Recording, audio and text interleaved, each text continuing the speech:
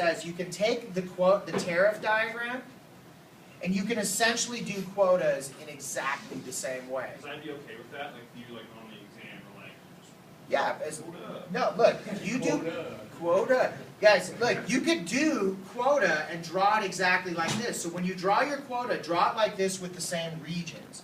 But there are a couple subtle differences, right? So in the first one, you'd have to say, first of all, what is a quota? It's a government saying that you foreign producer that used to be producing this much are only allowed to produce this much.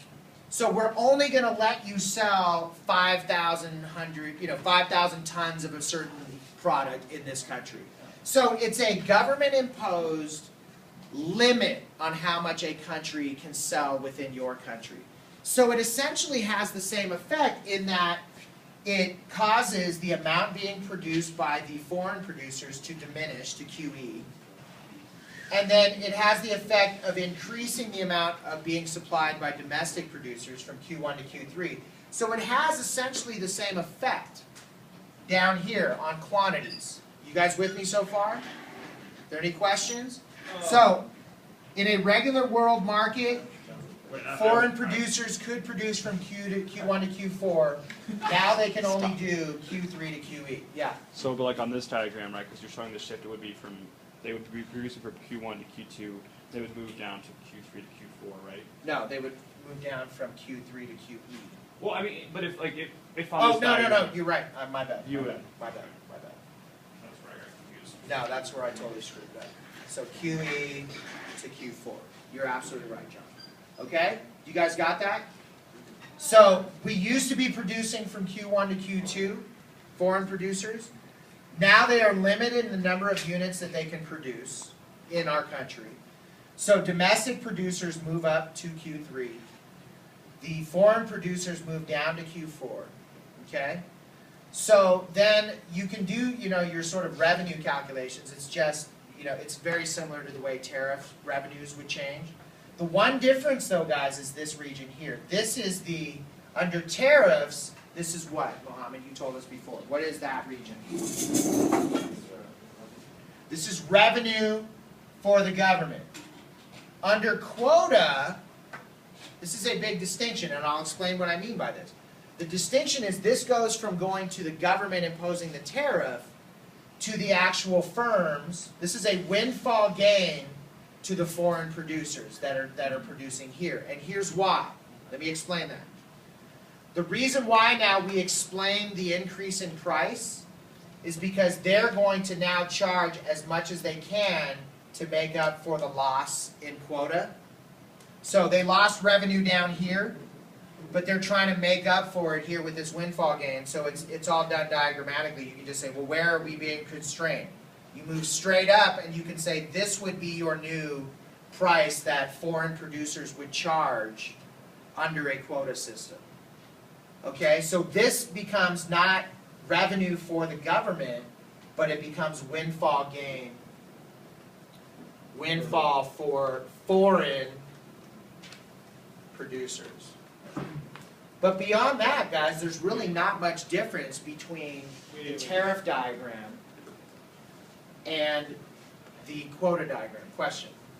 Foreign producers? Yeah, because this is where the foreign producers are producing. They're producing in this distance here. So this distance from here to here times price equals revenue. So this is new revenue gained under the quota system minus revenue lost under the quota system. So they lose this and this, but they gain this. So there's really going to be a difference of, the quota can actually be it can be a wash for them.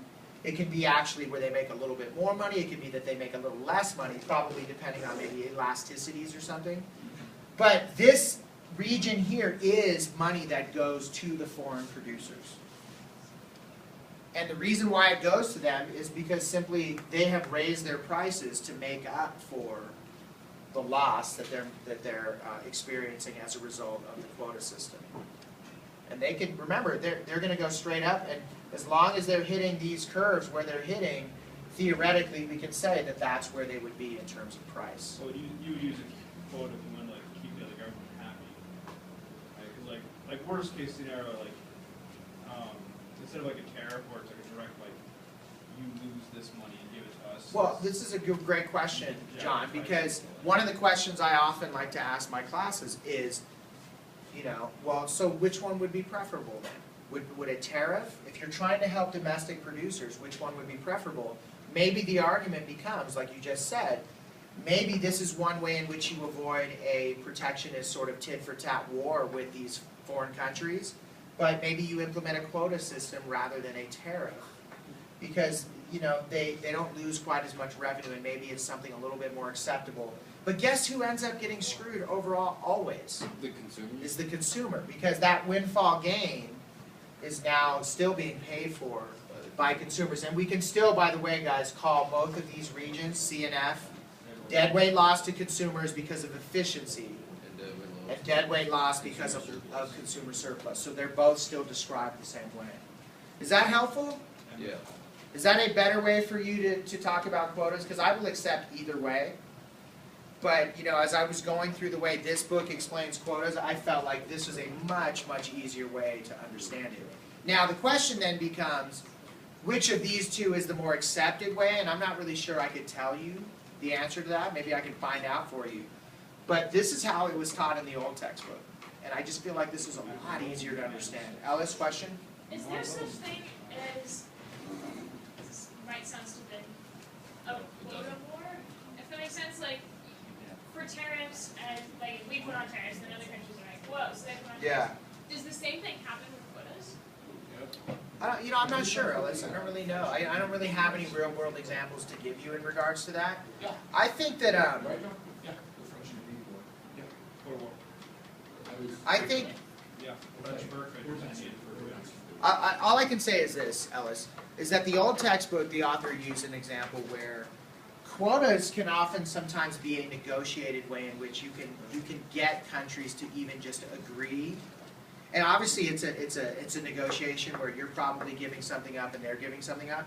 But your book gave the example of where Japanese automakers in the 1980s agreed to a self-imposed quota.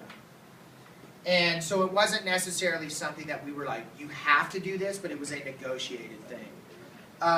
It just seems like, from the foreign producer's standpoint, quotas are the better way to go, clearly, right? Yeah. From the domestic standpoint, like in terms of being able to get revenue and things like that, remember your book was saying that tariffs are a great way for third world countries to collect tax revenue? Because a lot of third world countries don't have a very good system for collecting income taxes within their own countries. So this would clearly not be a good option for a third world country, because then the third world country would lose out on their ability to collect tariff revenue, right? So it depends on who you're talking about, but third world countries would probably not want to go with this. China and the US may want to prefer something along this arrangement, because then it's a little bit less punitive, and really the person who pays the biggest price are the consumers of both countries.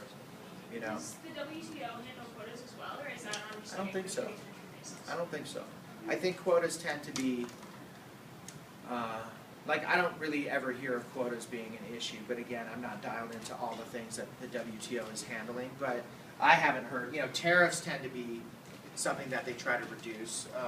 I haven't heard much discussion of quotas. But again, I guess the other way you could answer that, Ellis, is if the WTO is trying to promote free trade, then they wouldn't be really for any of these market sort of interferences, you know?